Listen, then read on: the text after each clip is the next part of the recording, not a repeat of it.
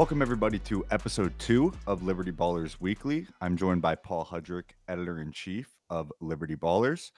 Paul, how are you doing? I'm doing okay. It's Friday. We got a nice back-to-back this weekend. Black jerseys, exciting stuff. How are you? I'm doing just fine. Obviously, a lot to look forward to. We had a ton of news drop today. We are going to get to that a little bit later. First, I was thinking we should just kind of go over some key players from the Sixers roster and how they've been performing the past week. The Sixers went 1-3 since they started 4-0 on the season. They had a 1-point loss to the Boston Celtics on Halloween, a 14-point win over Brooklyn, a 2-point heartbreaking loss in Chicago on the first night of the back-to-back, and then an 11-point loss to Cleveland on the second night of the back-to-back, both of them on the road. Obviously, they've fallen back down to earth a little bit from the incredibly hot start. What do you make of just the past week in general?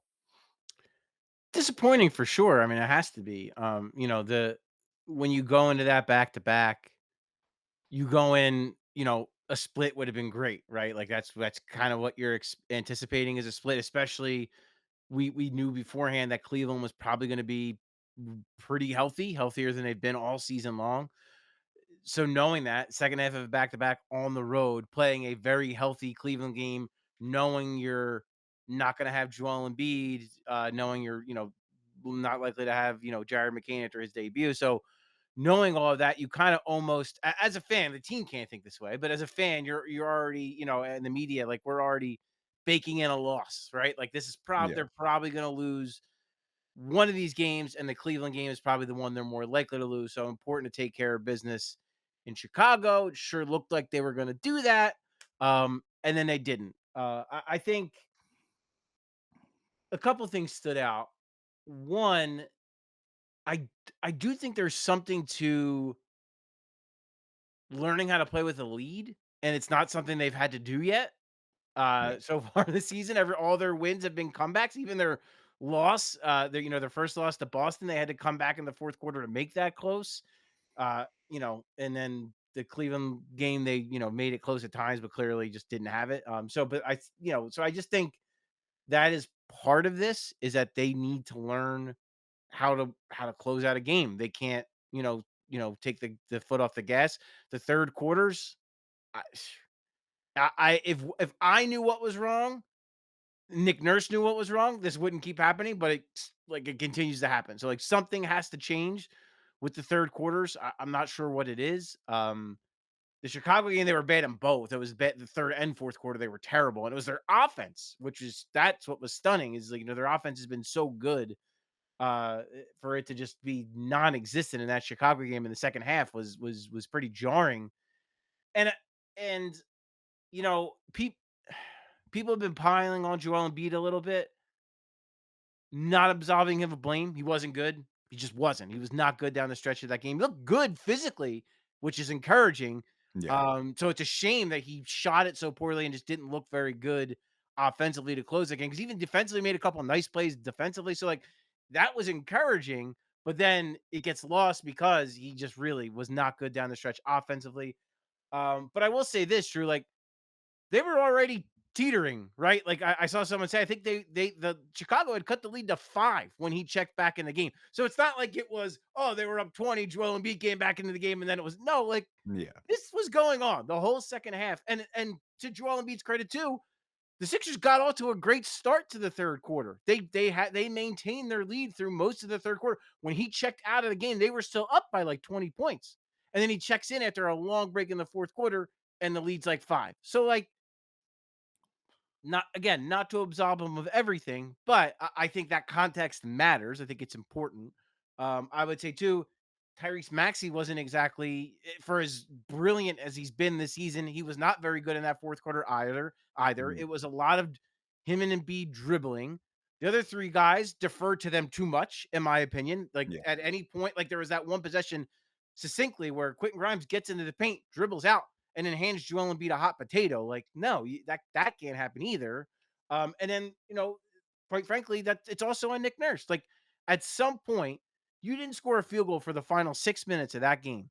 At some point, you gotta do something. Yeah, Something has to change, whether it's putting a different guy in the lineup, whether it's just, telling Joel or Tyrese like, "Hey, or we need to get something to get VJ downhill, or we need to get something to get Quentin an open look." Like something had to change, yeah, and it just didn't. It was a lot of again, a lot of Maxey and Embiid just dribbling the air out of the ball and firing up bad shots. So like that's probably the biggest takeaway from the week, right? Because the Brooklyn game, you can't take too much from that because that team's terrible. But it yeah, was a good professional win that they had. Credit to them. Took care of business. A win that was never in doubt. And in the mhm, Cleveland game, again, like you can only do so much given the context of what was going on going into that game. I thought they actually showed some pretty decent fight throughout it, and then just ran out of gas. yeah, So the Chicago game is the sticking point, right? Because that's the one they had it. It was there. Um, and they let Chicago come like that was a game where, they from the clutches of victory, right? Like they yeah, lost that game. Like that was and it just highlighted maybe some of the issues going forward. Although again, it was the offense, and I'm not worried about the offense at all. So like uh I think this is a big weekend for them to kind of show like that was an aberration. It's not going to happen.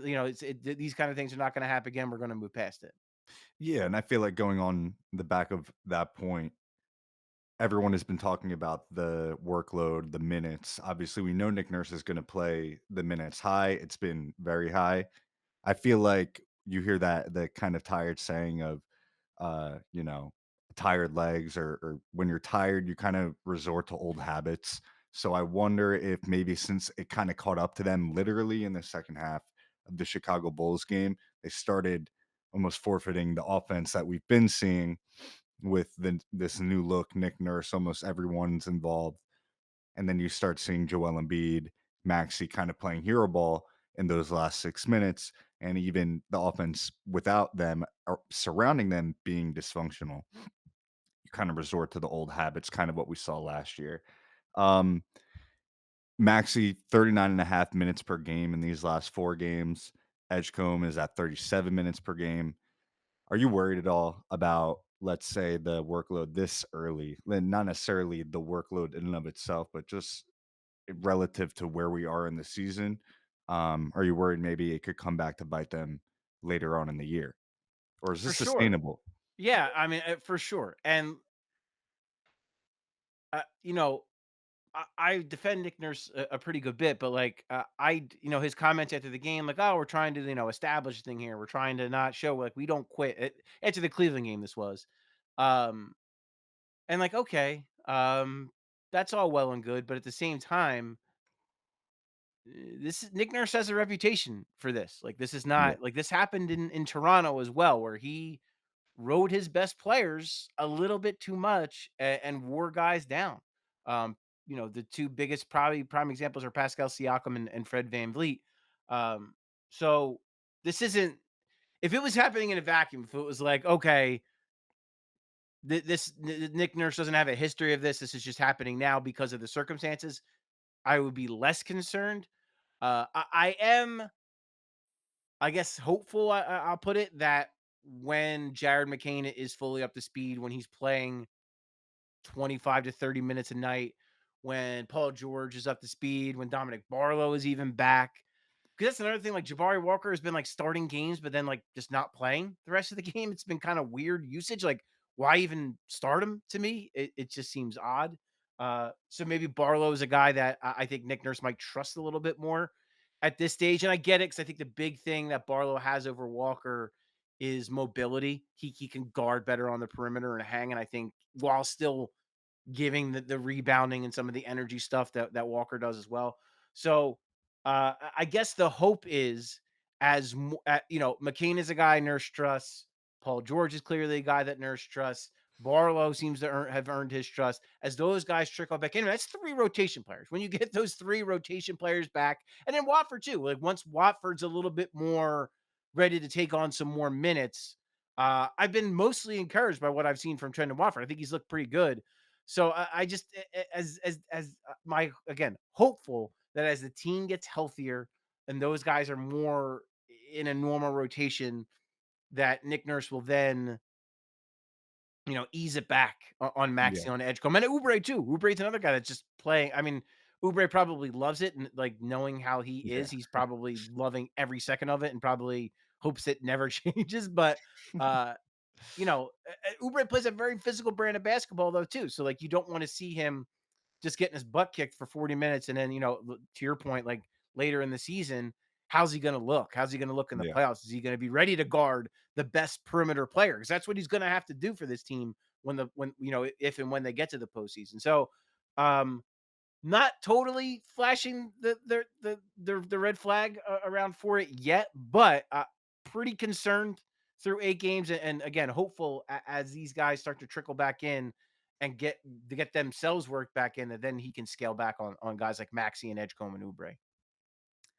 When do we think we will see Joel Embiid's defensive kind of cap or ceiling that we're gonna see this year? Or do you think we've already seen it? I mean, he's only played in 2 games this past week, which is par for the course, but you're not really seeing him kinda taking the chances I feel like you would want him to even incrementally.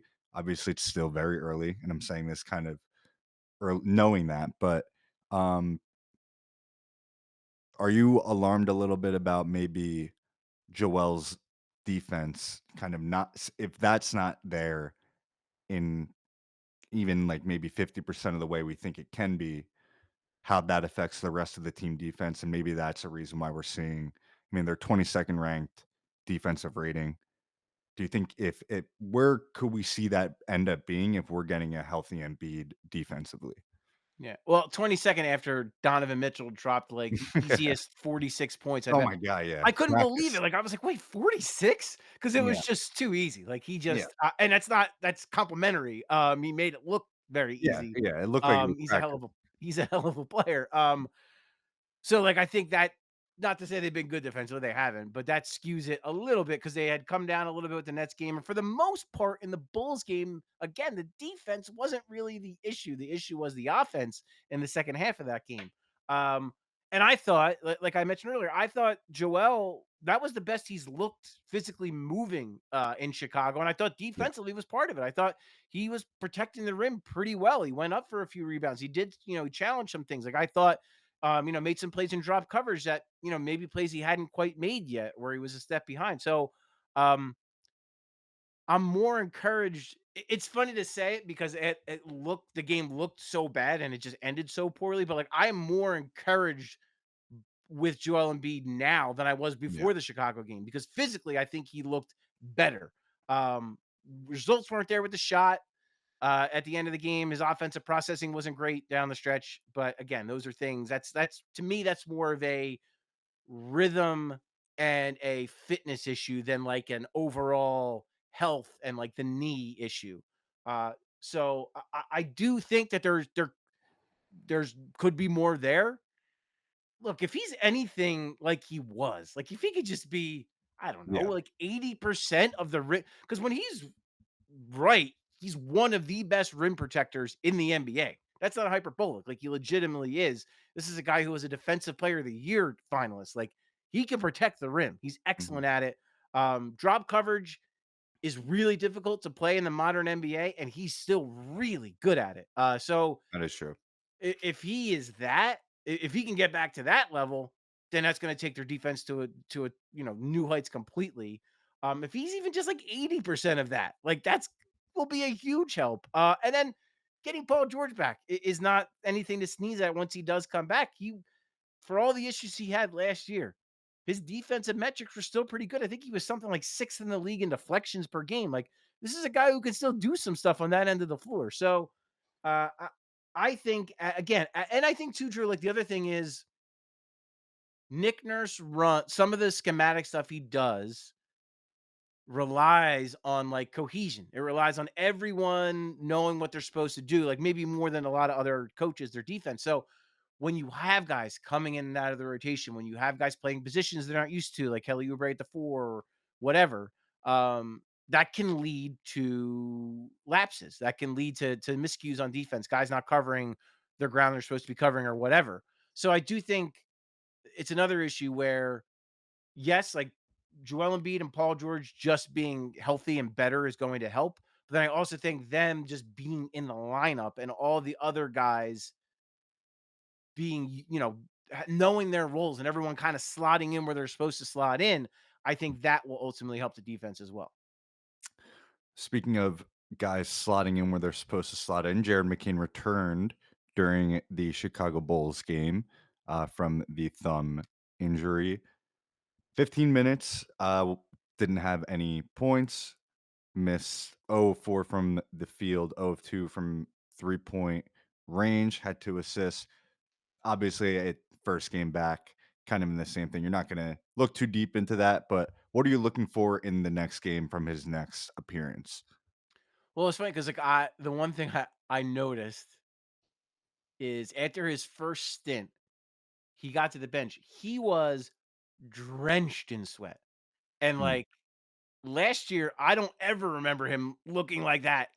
Like, and this is a guy who his game is predicated on movement, right? Like that's what yeah. makes him so part of what makes him so good is that he's just has a relentless motor off the ball, moves like crazy.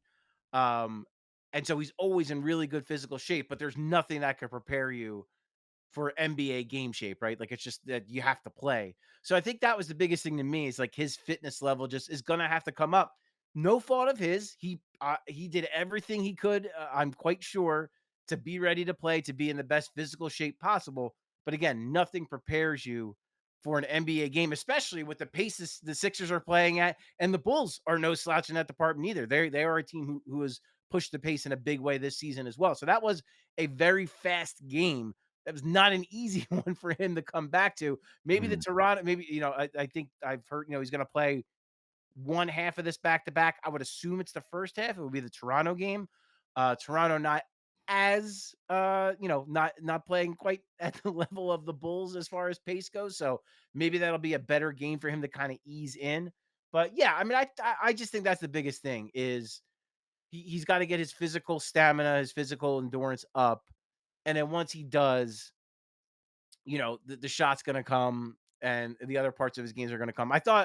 I was impressed that he didn't force anything because he's a guy who, again, I think it's a complimentary quality. It's a good quality is that he does force things. Like he makes stuff happen, and I don't think he was in that mode, which he shouldn't have been. Like that's a really Mhm. difficult spot. Like he shouldn't have been in that mode, thinking he had to make some stuff happen. So I just think the fact that he let it come to him was a good thing. That he's gonna kind of take it as it comes, and then as he builds up that stamina, then he's gonna start asserting himself more. I think we've seen probably the best Kelly Oubre Jr. stretch maybe as a Sixer, uh, this past week, even though the games haven't gone the Sixers' way, you have to be pretty inspired by the way Kelly Oubre Jr. is playing, pretty much the ultimate glue guy, ultimate role guy. I just find it very interesting almost anytime the Sixers are kind of letting a run for the other team happen, or they're just stuck offensively. It seems like it's either Kelly Oubre or Quentin Grimes that is getting you a much, much, much needed bucket. Whether it's Kelly Oubre just suddenly being really, really, really effective at those like contested, close jump shots that they just go in every time. What have you seen from Kelly Oubre? I feel like that's just gotta be so helpful to this team that it could have been looking a lot worse without him playing like this. For sure, he's been, arguably their best two-way player to start the season because he's been really good on both ends. And yeah, I think you touched on it, but that really started last year where he didn't get off to a good start last year, and Nick Nurse took him out of the starting lineup, kind of called him out and said, "Hey, like you need to play more under control, or I can't play you. Work on this. Come to a jump stop Mm, and then kind of figure out where to go from there. And I think he's done more of that. And like you said, he's almost automatic once he yeah, gets into the paint. I mean, he's finishing at a really high level because, like, you remember, and it was fun. Don't get me wrong, but like Kelly Oubre's style is basically, I'm going 100 miles an hour yeah. at the rim with my head down. And I'm going to try to dunk everything. And look, he's a super athlete. He's long, and I get that mentality, but no, like you got to play under control, man. Like if you want to sustain success in this league, this is how you're going to have to play. And credit to him because he worked on it, and you already saw it last year, the improvements. And if you didn't see it, you're forgiven because a lot of people checked out last year, and I get it. But I think this year you're seeing not only a continuation, but I think you're even seeing him building upon that. Yeah. And then on top of that, he's shooting the hell out of the ball. He's talked about the finger and shoulder issues he's had. I've noticed too, if you like his base seems to be like wider when he's shooting. And he's like Mm, seems like he's more squared up to the rim. Just overall, I think it just seems like he's just playing under control and taking his time, which is something he's never done. He's just a guy who plays with his hair on fire. No pun intended with the red dye now, but like is always that's always been. Um, so I think playing more under control has just helped him so much. Now, do I think he's going to shoot 40% from three all year? No, probably not. But he's had seasons where he shot it like respectable. Like the last 2 years, he's been around 30%. He's had years where he's hit like 36%. Like for a guy who does all the other stuff he can do, 36% is not like it's good. Like that's useful, especially when you're chucking up 6 or 7 a game and you have that ability to get to the paint and you're a good cutter and you're a good finisher and you're providing good defense and rebounding. Because that's the other thing he's been really good at. He's really mhm. rebounding the hell out of the ball, which has been a huge plus for this team. And I just mentioned him briefly, but very surprised and kind of impressed by Quentin Grimes' last game in Cleveland. You saw most of the team almost kind of after that third quarter, once again getting to them, Cleveland going on a crazy run at the end of the third quarter. Easily could have seen them kind of lay down and let the rest of the game kinda just happen, especially on the second night of a back-to-back. But Quentin Grimes, he didn't get anything to connect from, 3, but in the fourth quarter, almost single-handedly willing them back into the game and making it kinda close and into 9 points with a minute left. I was very impressed. I mean, it wasn't the kinda carrying of the load he did last year, the back end of the season, but, like, I don't know, it was kind of an interesting kind of leadership type thing I saw of, like, they could have easily laid down there, but it kind of forced Nick Nurse to put the starters back in, which, I don't know, it was something to note for me because kinda don't expect that out of a guy like Quentin Grimes. He's closed games exceptionally well this year. I mean, he's been a big part of these comebacks. I mean, he's been a huge part of it. Mhm.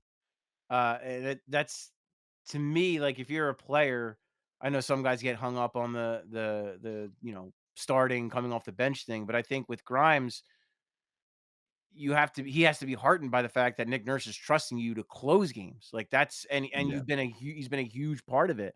And I give him credit too, because like what you're touching on, Drew, like he that was a pretty ugly situation with his restricted free agency this summer.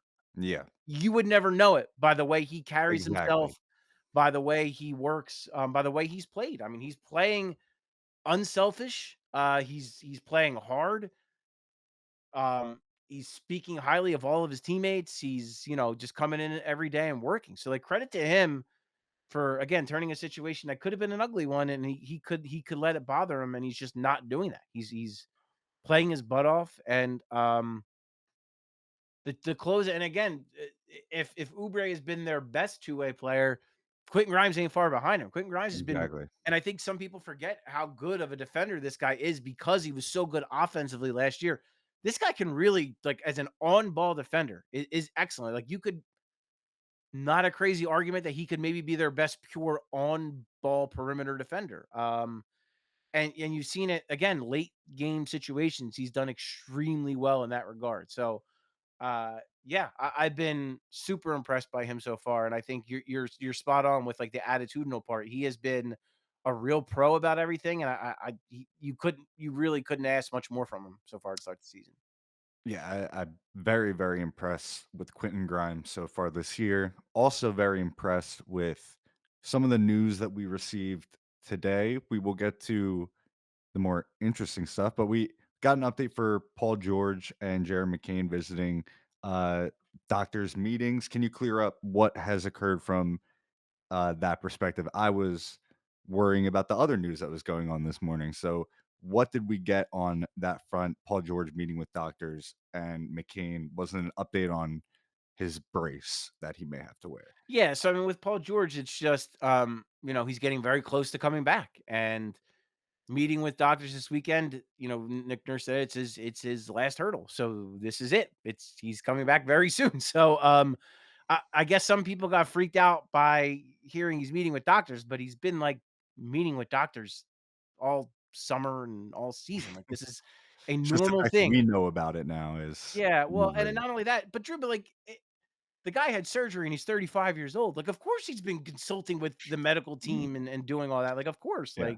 Like, so is Joel. Like, they're gonna be doing that all season long because they want these guys to be healthy. If when they make the playoffs, they want these guys to be fully ready to go and they want to preserve them. So of course they've been working closely with the surgeons and working closely with medical teams to get it right. So yeah, I take it to mean like Paul George is probably pretty damn close. It doesn't sound like this weekend, he's going to get evaluated this weekend, but um, you know, hopefully next week he'll be back. And then with Jared McCain, it's just the brace from the meniscus. He's supposed to get reevaluated again in a month. At which time he might be able to ditch the brace. We'll see. They're not fun to play with. Joel Embiid will tell you that. I mean, they're just not. And Paul George too. Paul George did not enjoy playing with a brace last year either. So, Yeah. um, it's just something he's gonna have to get used to, and again, I am all on board with let's be careful with these guys and let's take everything as slow and as cautiously as possible, and if the medical staff is saying, "Hey, Jared, let's put this brace on your knee for another month, and then we'll look at it," that's what you gotta do. Yeah. So uh, you know, uh, mostly encouraging injury stuff. Clearly, I don't think anyone expected McCain to play both games of the back to back this weekend. That's not going to be the case. He's only going to play in one. I guess it would be the Toronto game. I don't know for sure. I can't, confirm that. But yeah, I think it's more encouraging than anything. Like these guys Yeah. they're getting healthier. The team is getting healthier. Barlow as well. Like it's just a matter of the cut was in a weird place. It was a big cut in a weird place, and it just hasn't been able to quite heal. But to Nick Nurse's point, once it heals, like it's his elbow, so like he's still been keeping like he's been running and on treadmills and stuff like that to keep in physical shape. So it probably won't be like a crazy long rehab thing to get back for him once that laceration is fully healed. Um, I'm sure it's going to take him some time to get like his shooting rhythm back and all that. Yeah. But yeah, to me, all the injury stuff today felt like all positive stuff. Yep. And yeah, let's hope that that's the case, and then all these guys continue on the course. Yeah, so the other Sixers news, probably the more exciting stuff. We saw a bunch of posts from Sixers admin on multiple platforms. Hip Hop, the mascot, unveiled in the flesh, ready for 2025 action. So obviously, this weekend will be the first games at home that we will be seeing the throwback uh, black jerseys, an ode to the 2001 Allen Iverson finals team. What did you make of hip hop's unveiling? I think they went on the news earlier today. I woke up to this. Well, what were your honest thoughts? Oh, I love it. For me, I mean, grew up with hip hop. Mhm. That was because I think I was pretty young when Big Shot was a thing. Um, I don't even know when he was. I think he was done before the '90s. So I was very young when he was around, and then they just kind of didn't have a mascot, and then hip hop came around, and hip hop was cool and different and fun, uh, and then when he went away, that was pretty sad too. Like Yeah, why did they ever get rid of hip hop? That's the real mm, question. yeah, I'm gonna have to do some digging and find out what happened. So yeah, no, it's cool, man. That team, I was thinking more and more about it, and Aaron Bracey, who writes, he's a stringer for the AP, does a lot of stuff. He just wrote a book about St. Joe's, that Jameer Nelson, Delonte West team. He's going to be writing a book about the 2001 team. He's already got like mm, a deal to write a book about it, and we were talking about it, and it's just like for a lot of people, like for me, like so I was 8 in 1993 when the Phillies went to the World Series. I love that team, and I remember it pretty vividly, but, like, 2001 Yeah. I was 16. So, like, Yeah. that team is just so vivid in my brain, um, and just with Iverson and, like, all that, like, and it's just when you think of the context of that, Allen Iverson was gonna get traded. If Matt Geiger doesn't waive his trade kicker in that offseason, he's not on the Sixers anymore. And then they go and make the finals. And so, yeah, like, I just say all that to say, like, that's to me, I almost equate that. Like, I think, like, the 93 Phillies and the 2001 Sixers are like these 2 teams that didn't win, but are still just so likable. And that the city really, like, uh, I know you're a young fella, Drew, but, like, in 2001, man, people just really rallied around that Yeah. Sixers team like no other Sixers team I can remember. Like, it was like Eagles level excitement for that basketball team. It was so cool to be a part of it. And um so yeah, so I think when people see the black jerseys, when people see hip hop, it just triggers all of that in your brain to this exciting time. Yeah. And you hope that one day this franchise can recapture that because it was such an amazing feeling when that happened. Yeah, I was born in 2001 after this finals appearance, so literally my entire life, Oh, we have not been back, so but no, I mean, even growing up through the early 2000s, you're feeling the reverberations of that era and that team still. I remember the jerseys being everywhere through the, early 2000s, so I think that's pretty evident, and they're sick. I mean, even if you weren't a part of that team and that fandom, I mean, you can respect that the jerseys are just nice, and well, I I can yeah, tell you, yeah, any player I've talked to, like, in the past few years about the black everyone's like, "Hell yeah, like, we yeah, they're want so these like, nice. we want them back, like, we Yeah, want to wear these black jerseys," like, yeah, so, like, it's not just fan nostalgia, like, 'cause think I like, the Allen Iverson cultural impact was so massive that, like, to your point, like, people that were born in 2001 are still like, "Wow, Allen Iverson," like, he's still so iconic, to so many people, so I think he just still resonates so strongly, not even just with Philadelphia, but just anyone who loves basketball. I think he is just, such an icon. absolutely, absolutely, and obviously they had the statue unveiling last year, right? That was last year Mhm. at the facility. Well, they unveiled not a statue, but a partnership, I should say, the Sixers did in, I guess, sponsoring the throwback in a way. The Sixers partnered with Goldfish, Mm. for a limited edition, I'm guessing, but it's the first 2001 fans who will be at the Pistons game on Sunday will get a voucher for a free bag of the limited edition designed Goldfish, Sixers throwback black jersey. I will have a picture up for people watching on YouTube, but I mean, I woke up to this too. This was unreal. I mean, yeah, we're so used of the days the Sixers partnering with crypto. They had that crypto thing that came out last week.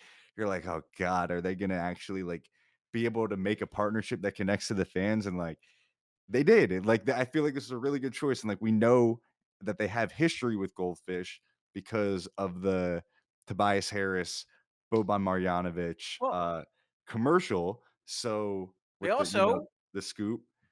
G Campbell's Oh, yeah, yeah, yeah, yeah. is in Camden, right by the Yeah, practice facility. I yeah. drive by it every day. I go to the practice I facility. It's did right not there. know Goldfish was owned by Campbell, It so sure is. interesting. So, Um yeah, that's an easy one. That's oh, yeah, I did for not know lack of, that. no pun intended, slam dunk. That's a slam dunk partnership right there. Yeah, And they look cool. And I have yeah. a goldfish connoisseur in my home. And he will be, he won't care. He'll just want the goldfish, but the bag is cool. I had to Oh my wear it. god, yeah, I think there's gonna be people that don't open it and will try to, like, hold on to it for a long time, especially if there's only gonna be 2,001 of them. Yeah. That's Well, I pretty think there's gonna be more. I think they're giving out. Yeah, there's more than that. But, like, no, what I'll probably do is give my son the goldfish and then keep the bag. yeah, That'll probably be that's my smart. move if I get my hands on one. Yeah. I, uh I was thinking about maybe heading to the stadium before, like, the doors open and maybe see if people are, like, lining up outside and getting some video footage of people waiting for the goldfish. That would be I pretty funny. I think that would be very funny. Um, yeah, so goldfish, branded. Yeah, we got a video of hip hop eating the goldfish, and then so my girlfriend works for a is a producer for a news station in Allentown, and as I'm, like, looking over this news, she texts me that there's something on the Sixers website about a Goldfish Sixers blimp Yeah, that will be at the games in indoor blimp. Um, it's been at the games. it's already been there? Yeah, I don't know. So I gotta be honest with you. I don't know if it's been going. If it's maybe they're just test flying it because I mean I've seen it. It's been around. I walked Interesting, right by it multiple times. So I don't know if interesting. maybe they haven't rolled it out for a game yet, but I've seen it. It's impressive. It kind of looks like the Nickelodeon blimp a little bit. It looks exactly like the Yeah, Nickelodeon blimp, but it just says Goldfish on it. yeah, Um, I have not seen it yet, so, that's interesting that you have the maybe, like, during warm-ups, they're, like, test yeah. flying. No, they're Very testing interesting. it. Yeah, and Yeah, they used to do it. This used to be a thing. Like this is not new. Like they used to have it was not goldfish. yeah, I wanna say it was like a partnership with like Frito-Lay or Hers or something where they would drop bags hmm, of chips, out of interesting. it. Yeah, it's really this was probably like the Iguodala era, like around Interesting, those yeah. games. Like, when I used to go to games because I could that was the only time I could afford tickets. When That was my first Sixers game. uh, well, listen, my first Sixers game featured Sean Bradley, so we don't gotta talk about that. But yeah, no, but they did used to do that. The blimp used to fly around, so this is like a it's almost like a nostalgia thing again, where it's like, Oh, "Hey, well, let's." yeah, so, yeah, that's I love it. I was completely shocked when I saw it. Because I guess when I went, there was not a blimp for the one game I went to during the Andre Iguodala era, but I love it. I mean, it like I said, compared to and not to just get on a marketing whole rabbit hole, but, like, compared to the brands and the color star technology issues they've had in the past, like, I like this. Like, go with goldfish, go with real tangible things I can hold in my hand and perhaps eat if I want to, instead of, like, crypto or some BS stuff. So, like, Mm.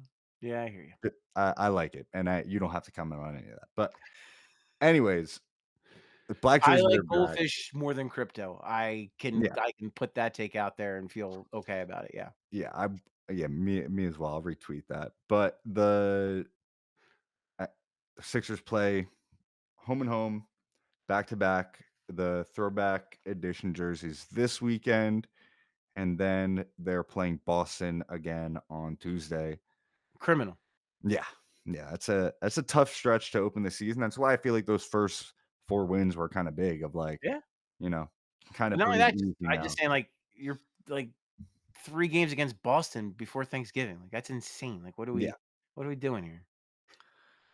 Yeah, and then after the Boston, we got a cup game against Detroit again, so, we'll get a look at them on Sunday, get your Tough. goldfish, and then we have something to play for come next Friday in a week. So, That Detroit team is tough, man. I don't think I'm gonna be going to either of those games, but maybe heading down to Delaware to see the Blue Coats open up on, Saturday, tomorrow, so Janai that Broom will be there. yeah, it'll be very exciting. Janai Broom just, sent down there today, but other than that, anything else you would like to add about any of the news? No, I mean, again, I get why people were kind of freaked out, but at the same time, I think everyone just needs to, you've been hurt, you all have PTSD, I get it, but, yeah, I think it sounds like for the most part, things are trending in a positive direction for all of the hurt guys, and the guys that are in the lineup and their minutes going up and blah, blah, blah, blah, blah. So, um, I would say, for now, you can feel pretty good. But again, understand that you've been hurt before. Absolutely, I don't think, that pain will ever go away. You can only try to forget it. But that will be it for us. This was the second edition of Liberty Ballers Weekly. We'll be back next week. Thank you, Paul, for joining. I will catch you guys later.